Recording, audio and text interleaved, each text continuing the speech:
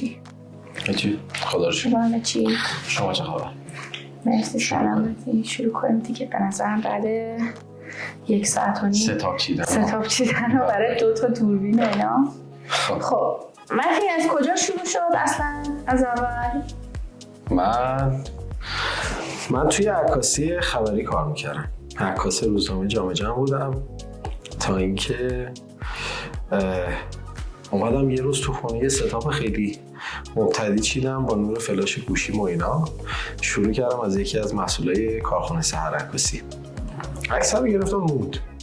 بعد از یه تایمی سر یه پروژه و همایشی بود، 2 تا از این بچه‌های کارخونه سحر رو دیدم، عکس رو نشون دادم، خیلی خوششون اومد. معرفی کردم، رفتم کارخونه، با هم صحبت کردیم و سحر شد اولین پروژه عکاسی صنعتی من. قبلی هم شروع کردی ها؟ آره شروع شد، الان حدوداً 7-8 ساله که داریم با هم کار میکنیم. بعد از اون هی شروع شد، هر روز میرفتم شهرک صنعتی ها، کارخونه ها و برندهای بزرگ و اینا بودن تا حدوداً 4 سال پیش تصمیم گرفتیم که یه مقدار تیم سازی بکنم و جدای حالا بحث عکاسی صنعتی، خب من گرافیک خوندم دانشگاه، ویدیو اضافه شد، کارهای گرافیکی اضافه شد، طراحی لوگو اون چند سال، ولی خب همه‌شو تکی انجام میدادم. بعد دیگه اومدیم دفتر رو تشکیل دادیم، بچه‌ها تیم سازی جمع شدیم و اومدیم از اون حاشیه کاری که می‌کردیم فقط تو شهرک صنعتی‌ها بودیم و فقط به کارخونه اومدیم یه مقدار توی شهر، کسب و کارهای کوچیک‌تر، فروشگاه‌ها، مغازه‌ها و یه مقدار بازار جالب‌تر و جذاب‌تریه. خب بالاخره تو کارخونه‌ها فضای خشک‌تری حاکمه، ولی این طرف دوستی‌ها بیشتر شد، ارتباطاتمون بیشتر شد، بچه‌های باحالی مثل خودت بهمون اضافه شدن و اون روزی که شما اومدی پیش ما، تعریف کنیم که اومدی پیش ما. من که قبل‌ترش من خیلی دیرتر از تو شروع کردم. من دانشجو بودم، ترم 2-3 دانشگاه بودم که اصلا تصمیم گرفتم دوربین بخرم و اینا، با ودینگ هم شروع کردم. ولی بعد یه مدتی خیلی اتفاقی با یه آقای تو آسانسور دید دوربین گردنم آشنا شدم، گفتش ما شرکت تبلیغاتی داریم قبل از اینکه بیام وارد. رفتم توی شرکت تبلیغاتی کار کردم، دیدم اصلا چه نه ساختاری وجود داره نه قانونی وجود داره، اصلا این چیز خیلی شلوغ پلوغی بود تا جایی که حالا میشد و جا داشت. اون موقع هیچ قانونی نبود بابت حالا بگیم تقویم محتوایی یه روند خاصی داشته باشه، هیچ کس کار نمیکرد. ولی حالا تا جایی که میشد خودمون یه سری ساختار اونجا درست کردیم، ولی نشد، ادامه دار نشد. نزدیک 5 ماه 5 ماه با اونا کار کردم، دوباره رفتم سمت ودینگ، آتلیه زدم، ورشکست شدم یه دور، بعدش دوباره باز برگشتم سمت خانه پدری همون تبلیغات دیگه با شما آشنا شدم. روز اولی که اومدم دفتر هیچی از تدوین بلد نبودم، ولی بهت گفتم که تدوین بلدم، میخوام بهتر شم. آره بعد دیگه اومدم نشونم دادی. آره مثلش هم خودم نزده بودم. آره دیگه اومدم سمت تدوین و بعد دیگه پشت کار خوبی داشتی ولی. آره مثلا شدی توی کار کردنت، پشت کاری که داشتی خیلی کمکت کرده قطعا. یه مسئله‌ای که طرح میشد دیگه باید حل میشد، یعنی اصلا این که بلد نیستم و بعد اولا با کمک شرکام ویدیو تدوین میکردیم برای شما میرفتین سر ضبط به ما میگفتی خب کیمیا یه لوگویی بکوبه رو تصویر، دیگه اون لوگو چجوری طراحی بشه و چجوری قراره بکوبه اینا با من بود. با یکی هماهنگ کردم لوگو رو طراحی کنه، بالاخره کار جمع میشد تا وقتی شما برگردید. آره نه خدایی خوب رسوندی همه چیز رو به اون حدی که باید. ببین توی کار ما مثلا کار ما یه کاریه که اگر تو 1 هفته 1 ماه چیزی به خود اضافه نکنی اصلا راکت میشی و در اصل از اون مارکت جا میمونی، از اون بازار. خیلی مهمه اینکه شما بتونی قشنگ هر ماه خودت آپدیت نگه داری، چیز جدید یاد بگیری.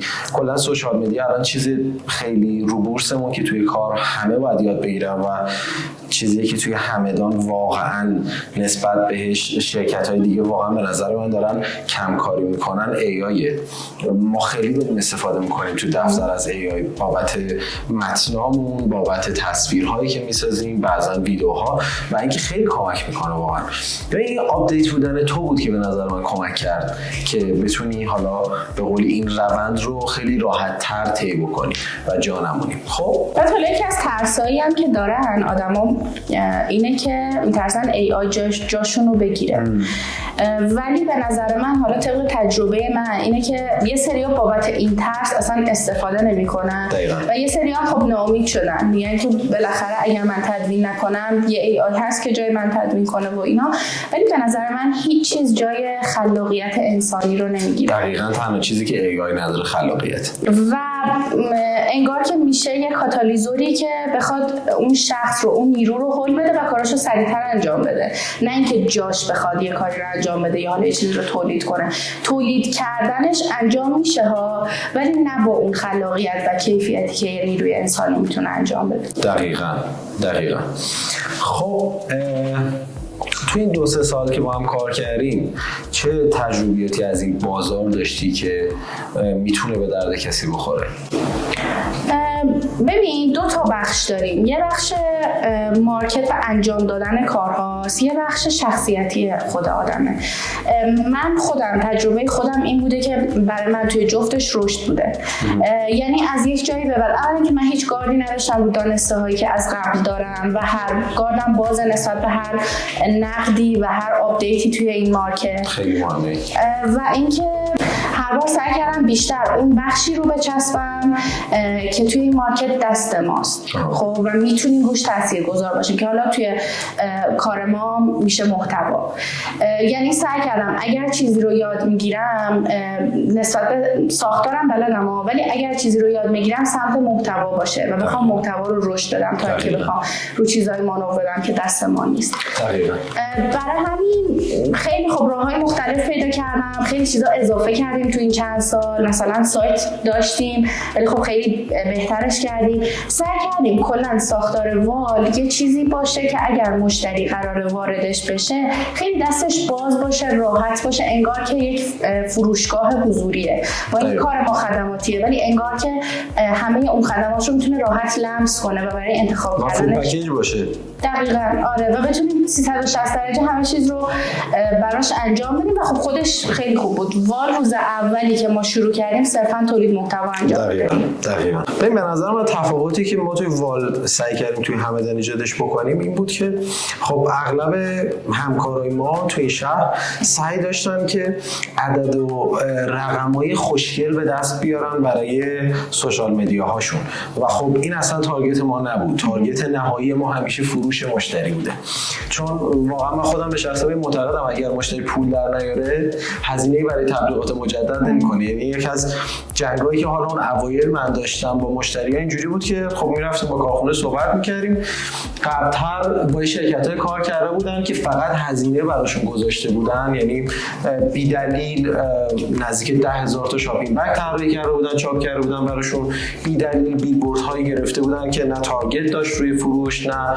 تارگت برندسازی داشت، صرفاً یادآوری برند بوده. و خب یادآوری برند جا داره، جایگاه داره، زمان خاص خودشو داره و این تجربیات تلخ به نظر من باعث شده بود که دیگه کسب و کارهای همدانی اعتماد نکنن به شرکت‌های تبلیغاتی. یعنی اصلا دیدگاه و ذهنیتی که نسبت به شرکت تبلیغاتی داشتن یک شرکتی که فقط کارت ویزیت چاپ میکنه، تراکت میزنه و اصلا این بازار خیلی بکر دیجیتال رو یه مقدار به نظر من بهش کم لطفی شده توی این شهر مخصوصا.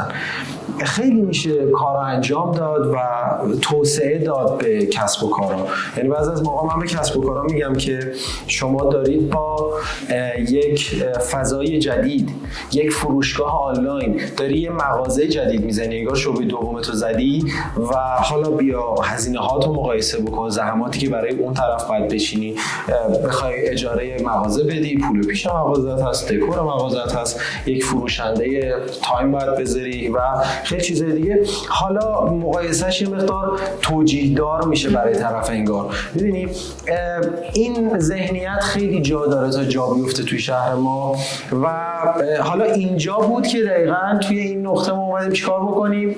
یه سری دوره گذاشتیم تو وال که برای کسایی که خودمون داریم کار میکنیم و حالا مشتریامون خدا رو شکر بیشتر شدن، کسایی که اومدن سمتمون بیشتر شد و اینکه دوره گذاشتیم که بتونیم از اون افراد توی دوره استخدام داشته باشیم که بتونیم جواب پاسخ مشتریامون بدیم. حالا اصلا این نیازی که ما برای دوره احساس کردیم به نظر من بیشترش به خاطر این بود که گشتیم. خب من خودم تو شرکت تبلیغاتی مختلفی تو همدان کار کردم، ولی ما گشتیم دیدیم توی همدان کارها انجام میشه با کیفیت خوبی هم با کیفیت متوسط رو به بالا داره انجام میشه، ولی هیچی بررسی نمیشه، هیچی آنالیز نمیشه، راجبه هیچ نتیجه‌ای صحبت نمیشه. مثلا ما اگر میایم 5 تا پست مرتبط میسازیم، اصلا من اسمش رو نمیخوام بذارم کمپین، 5 تا پستی که راجع به مزیت رقابتی، راجع به معرفی محصول هر چی، نمیایم ببینیم خب پست اول ما اگر ویو گرفت چرا، اگر ویو نگرفت چرا. و این چراییه شاید خیلی وقتا ما رو بی‌انگیزه کنه، ما برای یه ویدیو خیلی زحمت میکشیم و ویو نمیگیره و فروش نمیکنه و هیچ اتفاقی به خصوصی تو پیج اتفاق نمیفته، ولی این چراییه باعث رشد ماه بعده، این چراییه باعث رشد 3 هفته بعد ماست برای محتوای 3 هفته بعد ما. همینه که من هر مشتری که میاد معمولا اولی حرفی که وقتی که میگه میخوام مثلا دیجیتال مارکتینگ اون کسب و کارم رو استارت بزنم، میگم اول ببین آدم صبوری هستی یا نه، چون واقعا مخاطب ها همشون با هم متفاوتن. ببین خب بالاخره ما کلی مشتری داریم از 1000 تا قش، یعنی ما از طلا فروشی داریم، زیبایی و میکاپ داریم، تا حتی کسی که روشوی سرویس بهداشتی تولید میکنه و ولی با تمام این تفاصیل ببین یه قشر وسیع از آدما رو ما داریم همیشه مخاطب هدف تبلیغاتی که انجام میدیم و هر کدوم از این قشرها یک چیز رو دوست دارن و هر کدوم از اینا واکنششون به هر تبلیغاتی یک شکله. یعنی هیچ وقت ما نمیتونیم یه نسخه تکمیل بچینیم بگیم خب دیجیتال مارکتینگ یعنی این، ولی خب تنها چیزی که توش مهمه به نظر من صبور بودن، اینکه کمالگرا نباشیم و اینکه تحلیل بکنیم اون کارهایی که تا الان کردیم و اون بازخوردایی که گرفتیم رو. خب این روندیه که ما هر ماه تو وال انجام میدیم دیگه برای هر پیجی که داریم، هر ماه میایم تحلیل میکنیم که این ماه چه کار کردیم و چه شد و حالا برای ماه بعد باید چه بکنیم. یعنی هر ماه برای کسب و کاری که داریم براشون کار میکنیم آپدیت تر میشیم و خروجی بهتر میدیم. ببین این تحلیل اون کتابی بود که اون روز بهت گفتم هک رشد. ببین اومدن میگفتن که آقا بازاریابی سنتی یه بازاریابی بود که چیزی به اسم تحلیل توش نیست کلا. یعنی بیلبورد میزنیم، اوکی بیلبورد زدیم، تراکت پخش میکنیم، کارت ویزیت پخش میکنیم و خب این چه تأثیری داشت؟ یعنی به نظر من بزرگترین کلاهی که سر کسب و کار رفت اسم برندینگ بود. میدونی شرکت تبلیغاتی‌ها با این اسم که میومدن میگفتن ما داریم برای شما برندینگ انجام میدیم، برندسازی انجام میدیم، یه کلاه بزرگی میرفت سر کسب و کارها که ما داریم برندینگ انجام میدیم. خب متر و معیار این برندینگ چیه؟ اگر فروش تنها پارامتری نیست که ما برندینگ رو باش میشناسیم. ببین خود فروش هست، فروش دوباره یه مشتری هست، مشتری هایی که از طریق مشتری ها میاد، تمام اینها میشه نتیجه یک برندینگ خوب. ولی خب اینا رو اصلا تحلیل نمی‌کردن، یعنی اصلا برای کسب و کار مهم نبود، فقط اینکه 2 نفر بهش بگن آره ما تبلیغات فلان جا دیدیم به نظر این برندینگ بود. میدونی سر این احساس نیاز واقعا توی ما ایجاد شد که بگیم خب ما که اینا رو میدونیم قراره که به بقیه هم بگیم دیگه که وقتی که این اطلاعات کامل باشه حالا میشه یک مارکت قوی، یک بازار کار قوی. که میدونی من اون سالی که توی همدان عکاسی صنعتی انجام میدادم، توی همدان اصلا کسی نبود که عکاسی صنعتی انجام بده و خود این باعث چی شد؟ باعث این شد که اصلا مشتری‌ها خبری از من نداشتن، با اینکه تک نفر بودم. ببین من هر کارخونه‌ای که میرفتم صحبت میکردم میگفتن ای چه جالب ما اصلا نمی‌دونستیم همدان عکاسی تخصصی صنعتی انجام میدن و خب هر استودیو ویدینگی هم که بود قبول میکرد پروژه صنعتی رو با اینکه تخصصی توی اون زمینه نداشت. ببین بخوام برات مثال بزنم، ما تو عکاسی صنعتی میگیم نورپردازی روی چوب و پلاستیک و استیل و شیشه، همه اینا فرق داره، نورپردازیش فرق داره، زاویه دوری فرق داره و خب متاسفانه کسی که تخصصی داره ودینگ کار میکنه هیچ وقت نمیتونه یک عکس صنعتی خوب بگیره. حالا اینو چرا گفتم؟ من داشتم تو همدان کار میکردم و کسی دیگه ای کار نمیکرد. این باعث شد که کسی متین بابالحواجی هم به عنوان عکاس صنعتی نمیشناخت، اینجوری تصور میکنه که اصلا نیست.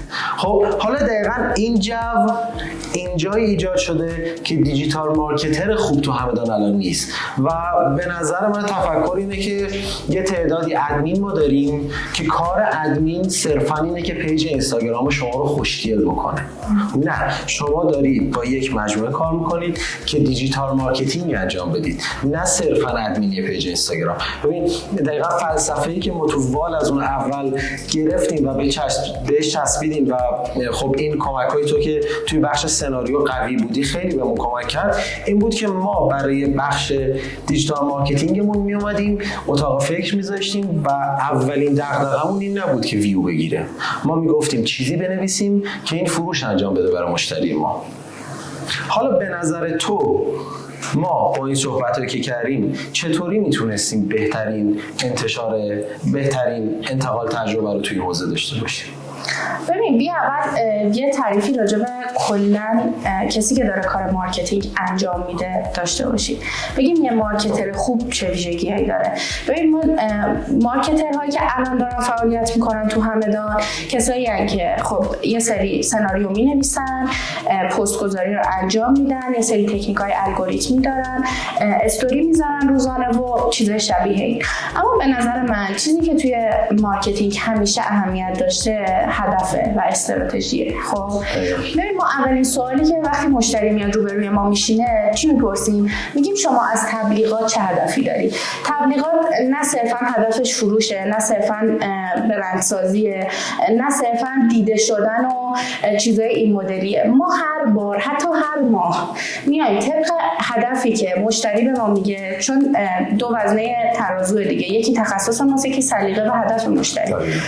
چیزی که مشتری به ما میگه میایم استراتژیشو میچینیم و چیزی که تو همدان کم بود این بود کسی به هدف محتوایی که تولید میشد فکر نمیکرد. یعنی اگر یه چیزی ترند بود اصلا مهم نبود اون برند چه ویژگی‌هایی داره، آیا لوکسه، آیا یه برندی که نه جنس ارزون هم داره، آیا برندی که میشه باهاش شوخی کرد، برندی که نمیشه باهاش شوخی کرد، اینا رو چیز در نظر نمیگرفت. برای همین از یه جای من خیلی به این انتقاد دارم که از یک جایی به بعد محتوای سخیف توی همدان طرفدار پیدا کرد و شوی زیادی و نمیدونم نشون دادن الکی چیزایی که هیچ تأثیری توی هیچ چیزی در جهان نداشت و فقط داشت چیزی رو نشون میداد.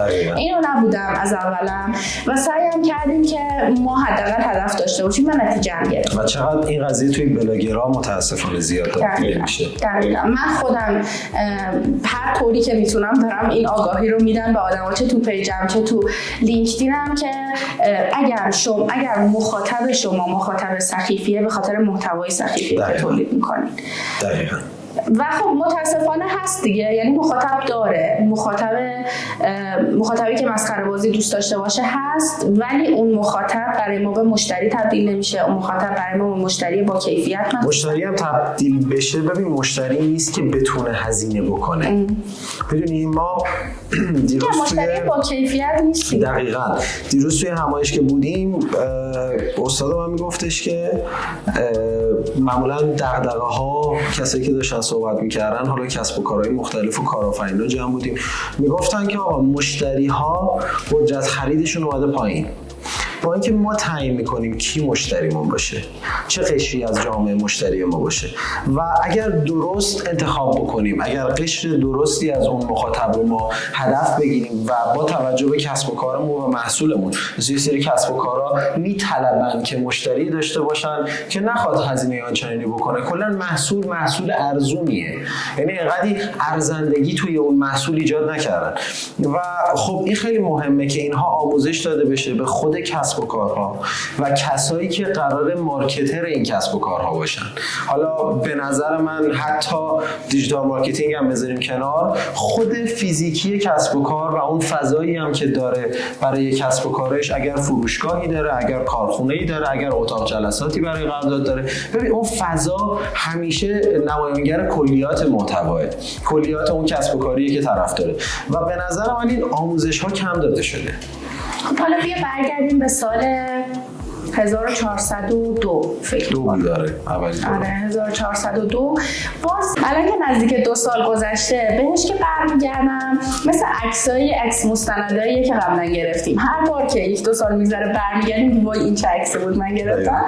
راجع به دوره‌ای که ما 2 سال پیش حدوداً برگزار کردیم، الان که دارم بهش برمیگردم، ببین درسته که توی دوره خودش توی همدان باز تک بود خب و کسی نبود که این دوره رو بذاره و اینا، ولی الان که بهش برمیگردم اینطوری هم که میتونست خیلی پخته‌تر، خیلی بهتر و نکته مهمش این که تکیه بر محتوا باشه نه تکیه بر الگوریتم. دقیقاً. من 2 روز پیش داشتم به پستی تو اینستاگرام نگاه می‌کردم، خیلی جذاب این قضیه رو آورده بود، بهش اشاره کرده بود.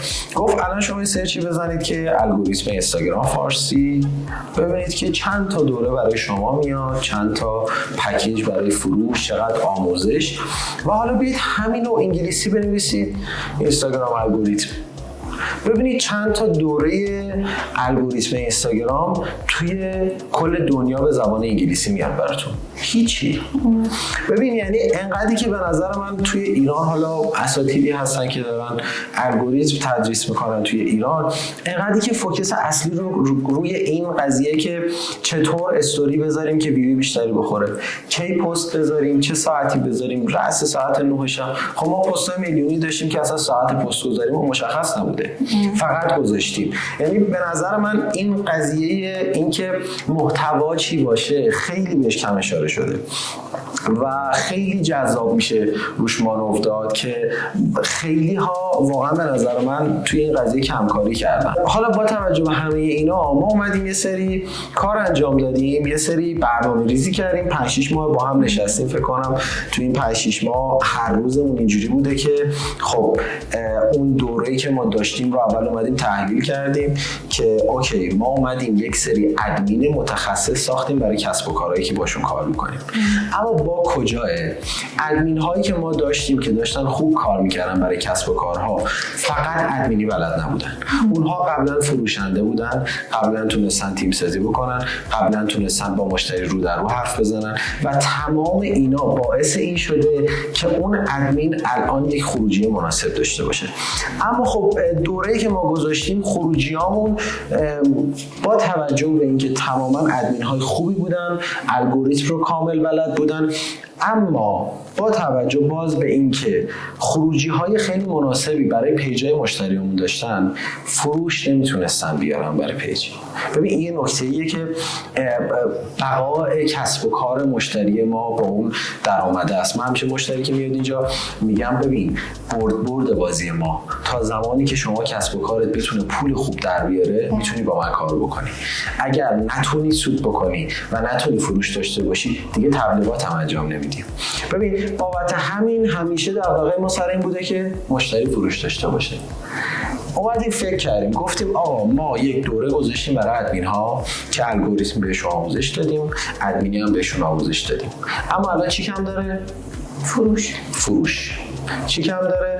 اینکه ادمین ما به جای اینکه بیشتر بخوایم اضافه وقت بذاریم روی الگوریتم، آبهای تصویربرداری بلد باشه، سناریو نویسی بلد باشه، اینکه چطور یک محتوا رو بنویسه که بخش شماست، و در نهایت مذاکره. ببین ادمین ما بلد نبود چطوری با کارفرما بتونه صحبت بکنه که اون چیزی که دقیقاً کارفرما دوست داره رو بتونه بهش ارائه بده. خب ما اختلاف سلیقه رو همیشه داریم با مشتریمون، اما اینکه این مکالمه به چه شکل انجام بشه که مشتری راضی باشه و در نهایت هم بتونیم سلیقه مشتری رو اجرا بکنیم توی کار، همین که اگر جایی سلیقه مشتری برخلاف معیارهای ما بود و برخلاف تخصص ما، چطوری بتونیم اون مشتری رو همیشه راضی نگه داریم. دوره‌ای که با هم نشستیم چیدیم یه سری بخشا داره که حالا اون بخشی که من نوشتم بخش فروش و مذاکره است و از اون طرف اومدیم و با توجه به اینکه ما می‌خواستیم این دوره رو هر کسی که میخواد شرکت بکنه فقط با گوشی توی دستش بتونه کار رو انجام بده. چی اسم دوره؟ پادشاهی محتوا. پادشاهی محتوا. شعار دوره چیه؟ یک تیم تک نفره. خلق یک تیم تک نفره. و اصلا تفکر ما این بود که بتونیم یک شخص رو بسازیم که این شخص به تنهایی کار یک تیم رو بتونه هندل بکنه. یک شخص که خودش بتونه تصویربرداری بکنه، خودش سناریو بچینه، نورپردازی، صدا برداری و در نهایت با گوشی توی دستش تدویناشو انجام بده و به اون خروجی که مشتریش میخواد برسه. و خب اولویت اصلی ما هم برای این دوره اینه که همین افراد رو بتونیم توی وال استخدام بکنیم. یعنی اصلا جزء شرایط معرفی دوره ما یه تضمین 100% میدیم هر کسی که تو این دوره شرکت بکنه ما خودمون استخدامش میکنیم. این به نظر من میتونه بهترین تضمین برای محتوای خود دوره باشه. یعنی انقدر ما از محتوای خود دوره مطمئنیم که داریم میگیم هر کسی که این دوره رو شرکت بکنه قطعاً به یک تیم تک نفره تبدیل میشه که خود ما اولین مشتریشیم. اگر دوست نداشتی اوکی، خب ولی خود ما اولین مشتریتیم که میتونی اینجا با ما همکاری بکنی. حالا بخش خودت این مطابق به نظر من بیشتر توضیح بده. ببین، دو تا بخشی که من نوشتم، یکیش ادمینیه، یکیش سناریو نویسی. ادمینی رو ما اومدیم به 3 بخش تقسیم کردیم، اینکه چه محتوایی رو برای چه کسی و توی چه فرمتی بسازیم و همه این 3 تا رو توی بخش ادمینی درباره‌اش حرف زدیم. و ادمینی یه بخشی هم داره به اسم الگوریتم که اونم همه اطلاعاتی که توی دوره‌های دیگه هست و همه اطلاعاتی که نیاز بچه‌ها یاد بگیرن و بله و حتی آپدیت‌تر توی اون دوره هستش. من برای این دوره ادمینی که نوشتم خیلی دوره دیدم و نه به خاطر اینکه بخوام چیزی رو یاد بگیرم. خب خیلی چیزا هم گفته بودن که جدید بود، ما یاد گرفتیم، تست کردیم، تجربه کردیم و اینا، اما چیزی که برام خیلی مهم بود این بود که آدم‌ها دارن روی بخشی سرمایه‌گذاری میکنن که الگوریتم به دست ما نیست. ما اینو اومدیم بهینه‌اش کردیم، بهترش کردیم و اومدیم توی قسمتی بیشتر مانور دادیم و اون قسمت رو تقویت کردیم که دست خودمونه، مثل محتوا. این از بخش ادمینی. توی بخش سناریو نویسی هم خیلی فکر میکنن نوشتن استعداده. من خودم جز آدمایی بودم که از بچگی مینوشت و حالا میدونید دیگه رزومم ما از 16-17 سالگی کار کردم توی این زمینه، نشریه نوشتم و حالا سناریو هم برای جاهای مختلف نوشتم، چه به صورت فیلمنامه چه به صورت تبلیغاتی. ولی توی بخش سناریوی تبلیغاتی به خصوص ما باید کوتاه‌گویی کنیم و هدفمند صحبت کنیم. همه این چیزایی که گفتم بدون استعداد هم قابل یادگیریه و صرفاً اینکه آدم‌ها فکر کنن چون استعداد ندارن نمیتونن موفق باشن درست نیست. وقتی که قدم به قدم یاد میگیری، کلمات رو یاد میگیری چجوری دایره لغاتت رو بیشتر کنی و چجوری تبلیغاتی تر و به صورت یک فروشنده حرف بزنی و بنویسی، این قسمت هم کاور میشه. دقیقاً. ببین حالا این هم صحبت کردیم که چجوری شروع کردیم، اومدیم دغدغه‌ها، نیازهای بازاری که تو این چند سال با هم کار کردیم، سنجیدیم نیازهای بازار رو. ما اومدیم این دوره رو با هم نوشتیم، خب و به 2 بخش تقسیم میشه. بخش سناریو نویسی و ادمینی که شما تدریسش میکنی و بخش فروش، مذاکره و برندسازی و بخش تولید محتوا. یعنی ما دوست داشتیم که تو این بخش یک ادمین نه تنها یک ادمین باشه، نه تنها یک سناریو نویس قوی باشه، بلکه بتونه مذاکره بکنه، بتونه فروش انجام بده و خودش هم بتونه کارهای تولید محتوا مثل ضبط، عکاسی و تدوینش رو با هم انجام بده. اصلا لازمه. توی یه سری از پروژه ها ما بچهای ادمین نمیتونستن به کیفیتی که بچهای فیلمبردار عکاسی و فیلمبرداری میکنن انجام بدن. ما اومدیم باهاش حل کردیم تو دوره. چون قاب رو نمیشناختن، زاویه رو نمیشناختن. حتی اصلا برای استوری ها که خیلی‌ها جدیش نمیگیرن، خود این چشم اذیت میکنن اگر کادر درستی دقیقاً همینه. ببین خب ما توی بخشی که داریم به اسم برندسازی میایم کامل، نه تنها یعنی برندسازی توی تصور اینه که یک اسم خوب و حالا کامل دیگه ما توی دوره گفتیم ولی زیاده میخوام اسپویلش هم بکنم. ببین برندسازی که من نوشتم از بخشایی که خود برندسازی و اون هویت برند و اون لحن برند هست تا بخش هویت بصری برند که این به نظر من خیلی مهمه. ببین ادمین باید بتونه تشخیص بده که توی اون استوری که داره میذاره اون برند چه هویت بصری داره که چه فونتی رو انتخاب بکنه برای اون استوری، چه رنگی رو انتخاب بکنه نسبت به اون هویت بصری خود برند. یا اگر چون کسب و کارهای کوچیک رو ما داریم توی این حوزه مخاطب هدف قرار میگیریم، اون کسب و کار اگر هویت بصری کاملی نداره این ادمین باید بتونه قدرت تشخیص اینو داشته باشه که چه فونتی رو بذاره، چه رنگی رو بذاره و یا حتی آره لحن برند چیه. و اینکه حتی بعضی از موقع ببین اینو من به بعضی از بچه‌ها میگم بعضی موقع تعجب میکنم، ببین اشکال هویت دارن، اشکال لحن دارن، اشکال اون از نظر روانشناسی اون هویت برند رو قراره که به مشتری القا بکنه، بگه من اینم. آیا برند لوکسیه، آیا برند ارزونیه، اقتصادیه، یا آیا یک برندیه که به درد همه میخوره.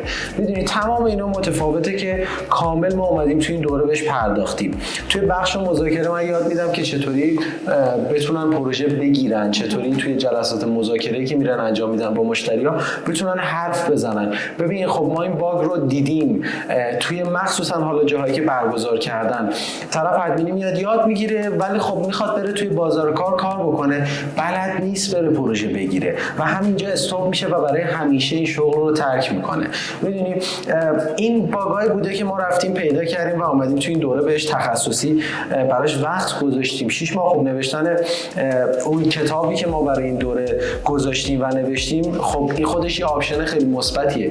یک دوره 2 ماهه ما خودش کتاب داره و بچه‌ها با این کتاب قراره که استپ با استپ پله به پله بیان جلو و تمام اون مراحل رو به صورت عملی و حضوری برن. خب ببین جدای این بخش ها میریم توی بخش تولید محتوامون. خب توی بخش تولید محتوا من اومدم از عکاسی شروع کردم، چون به نظر من خب یک فیلم بردار خوب قبل از هر چیزی نظر خودم شخص است باید یک عکاس خوب باشه، باید ترکیب بندی رو بلد باشه، باید قاب ها رو بلد باشه که حالا بعد میایم روی حرکت های دوربین، بعد میایم روی تجهیزاتی که نیاز دارن توی صدا برداری، نورپردازی و اینکه با هر کدوم از اینا باید چطور کار بشه، چطور ستاپ نورپردازی و فیلم برداری خوبی بتونن بچینن برای خودشون و مشتریاشون و در نهایت که چطوری اینها رو تدوین بکنن. تمام اینا که بگذره خود دوره ما یه قابلیت خاصی که داره. ببین من توی یکی از تحقیقات خوندم که میگفت که 80% دوره‌های آنلاین تا قسمت سوم دیده میشه و بعد از اون دیگه ترک میشه. چرا؟ اون احساس همبستگی و اون کانکشنی که باید بین مدرس و اون هنرجو باشه معمولا تو دوره‌های آنلاین نیست.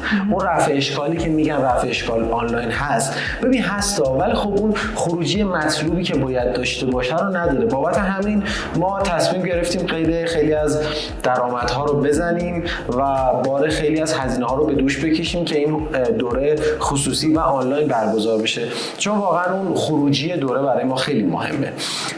ببین دوره ما یه آپشن خیلی مثبتی که داره، این حضوری بودنش باعث میشه که اولا خروجی مناسبی داشته باشن، یعنی درصد یادگیری این هنرجوها خیلی به شدت بالا میره و اینکه ما اومدیم این دوره رو به صورت کارگاهی برگزار میکنیم. از 9 صبح تا 6 بعد از ظهر دوره است، با هم یاد میگیریم، با هم عملی اجرا میکنیم و قرار یک پروژه پیج رو بچه‌ها تو این دوره از 0 تا 100 توی 2 ماه با هم بریم جلو و این اتفاق قرار بیفته که هر هنرجو با هنرجوی روبرویش بتونن یک تیم تشکیل بدن به صورت کارفرما و مجری این پروژه و یکی میشه کارفرما، یکی میشه مجری اون پروژه و قراره که از هم کار بخوان، با هم کار رو انجام بدن، با هم برن سر ضبط، با هم بشینن سناریوها رو بنویسن و این اتفاق به نظر من یه جورایی آزمون خطاییه که مثل اینه که یک دوره بخواد 3 ماه بره کارآموزی، اما خب توی این 2 ماه هفته یک جلسه داره وقتشو میخره و اینکه آموزش‌ها خیلی تخصصی تر میشه توی این بخش. با هم یاد میگیرن، با هم استراحت میکنن، با هم پروژه رو میبرن جلو، با هم قرار اینجا ناهار بخوریم، میاوده بخوریم و کلی تفریح داریم ما لابلای این دوره که به نظر من این خروجی خیلی بهتری میده. حالا تو هم یه توضیحات تکمیلی بده که هم خیلی ویدئومون طولانی نشه، همین که کسایی که دوست دارن بیان دوره خیلی اطلاعات بیشتری داشته باشن تو این دوره. خب ببین این دوره کلا نحوه برگزاریش، حالا گفتی کارگاهی و اینا، گفتم که توضیح راجبش بدم. این دوره‌ای که راجب نحوه برگزاریش رو اینا گفتی، من خودم یادمه ما همه دوره‌های حضوری که حالا ما تهران دوره می‌دیدیم، خیلی از آنلاین‌هایی که به قول تو 20% رو می‌دیدیم، حالا ما خیلی پیگیر بودیم تا جلسات، حالا مثلا 10 تا جلسه آخر رو نمی‌دیدیم، ولی خب دوره‌های حضوری برای خود ما هم خیلی بیشتر بازخورد داشت. اصلا ارتباطاتی، خیلی از پروژه‌هایی که الان داریم دوستای عمومیمونن، خیلی از کسایی که الان کارمون رو راه میندازن دوستای حتی بچه‌های شرکت، دقیقاً آره، حتی نیروهایی که جذب کردیم از بچه‌های قدیمی و خب نحوه برگزاریش منم رو همین اصرار داشتم که کارگاهی باشه و اینا. و یکی از مهمترین چیزهایی که دوره ما داره اینه که همه کارها من با بچه‌ها مثل یک کارآموز میشینم و استراتژی محتوا می‌نویسیم برای هر کسب و کاری که بچه‌ها انتخاب کردن، هدف مشخص می‌کنیم، استوری طراحی می‌کنیم و همه اینا، چون همه با همه به نظر من خروجی بهتری داره. خب حالا این دوره‌ای که نوشتیم توضیحاتش هم دادیم، کاملا مشخص شد قراره درباره چی حرف بزنیم. به نظر تو دوره ما به درد کیا می‌خوره؟ ببین هر کسی که به نظر من دوست داره کلا کار مارکتینگو، فارغ از اینکه حالا اصلا مدرک دانشجوییش چی بوده و اینکه میتونه وقت بذاره توی این حوزه، با توجه به که ما کلا فقط یه گوشی نیاز داریم و با گوشی توی دستش میتونه تمام این کارا رو بکنه. به نظر من این دوره به درد کسایی میخوره که الان دوست دارن یک کسب و کار رو سریع شروع بکنن. میدونی شما هر کسب و کاری رو بخوای سریع شروع بکنی، ما میگیم یه مثالی میزنیم، میگیم کسب و کار خرد و دم دستی تو پسرا میشه اسنپ، تو دخترا میشه ناخن‌کاری. حالا اصلا سمت هیچ کسب و کاری نمیخوام برم، اما خب حتی اونها هم یک سرمایه اولیه هنگفتی میخواد. خب اما خب گوشی یه وسیله کاریه که خب الان به نسبت همه داریم، حالا یه مقدار از لحاظ کیفیت دوربین یا حالا هر چیز دیگه بالا پایین، اما یاد میگیریم اینجا که چطوری بهترین خروجی رو از اون دیوایسی که ما داریم به دست بیاریم. و این دوره به درد کسایی میخوره که میدونن که آدم خلاقی ان، با توجه به که حالا شما اصلا بخش خلاقیت هم قراره تدریس بکنید، ولی خب میدونن آدم خلاقی ان، روابط عمومی خوبی دارن و اصلا دوست دارن این کار رو. به نظر من این تایپ از آدما به شدت میتونن توی حوزه دیجیتال مارکتینگ موفق باشن اگر درست آموزش ببینن و خب بازدهی و خروجی خیلی مناسبی داره. و نکته مثبتی که الان این دوره داره اینکه حالا ببین بیشتر هنرجوها فکر میکنن که حالا ما رفتیم مثال یه شغلی رو یاد گرفتیم، چطوری این اطلاعات و این تخصصی که داریم رو قرار تبدیل به پول بکنیم، چون در نهایت هممون برای پوله که داریم کار میکنیم دیگه. خب ما داریم میگیم شما وقتی که یاد بگیری همینجا ما مشتریشو برای شما داریم، یعنی دو دستی مشتری رو تقدیم میکنیم به هنرجوها و خب آزمون و خطاهاشون هم با پشتیبانی ماست دیگه. یعنی ما پشتیبانی مشتریای ما خیالشون از این بابت راحته که اگر آزمون و خطایی هم بود که خیلی کم پیش میاد، چون مشاوره ما رو دارن، چون پشتیبانی ما رو دارن، کم پیش میاد. ولی همون یه درصد خطای پایینم اینجا خودش رفع و رجوع میشه، مثل همه ماها که کارآموزی میرسیم اینجا. آره رفع و رجوع شده. آره خب دیگه چی بگیم؟ حالا که توضیحاتو دادیم، الان بچه‌ها چجوری میتونن ثبت نام کنن؟ ببین ثبت ناممون خب یه قرارگری ریزی ما اولش داریم، چون واقعا قبل‌تر گفتم دیگه ما قراره که با این افراد در آینده ان کار بکنیم و خروجیش خیلی برامون مهمه. اما خب شماره تماس وال هست، میتونن تماس بگیرن، شرایط رو بپرسن و خب فکر کنم اطلاعات تکمیلی رو ما تو این ویدیو کامل گفتیم بهشون. یعنی کسی که بین ثبت نام کردن یا نکردن یا انتخاب دور شک داشته باشه، حداقل تکلیفش مشخص میشه و کامل اطلاعات کسب کرده در مورد این دوره. اطلاعات تکمیلی و چیزهای مختلف، ریز فصل هامون و حالا شرایط فروش و اینا هم تمام تو پیجمون میذاریم. و اینکه این دوره نیمه خصوصیه یه مقدار به نظر من یه ضرب العجل ایجاد میکنه، چون فعلا ثبت نام شروع نشده، 3 نفر ثبت نام کردن و ما نهایتا بتونیم 10 نفر رو ثبت نام بکنیم. و اینکه به نظر من هر چی زودتر ثبت نام بکنن. اگر واقعا این شغل رو دوست دارن بردن. چون ولی خب این دوره ما فعلا برگزار داره میشه، اما تا سال دیگه فکر نکنم ما بتونیم این دوره رو برگزار بکنیم، چون واقعا برای خودمون هم هزینه بر هم زمان بر. ان شاءالله سال دیگه شاید اگر بشه هم آپدیت تر میشه، همین که اطلاعات بروزتری. اما اگر کسی به نظر من تو این شغل میخواد وارد بشه، این بهترین استارتیه که میتونه بزنه برای ورود به این شغل. من دیگه چیزی ندارم. من همه رو صحبت کردیم. ایشالا که امیدوارم که هر کس که ثبت نام کرد بتونه تجربه خوبی براش باشه. اینجا پیش ما همکار که ما خیلی خوشحال میشیم ببینیمتون و خداحافظ دیگه. خدا نگهدار. خداحافظ. خسته نباشید. تمام شد.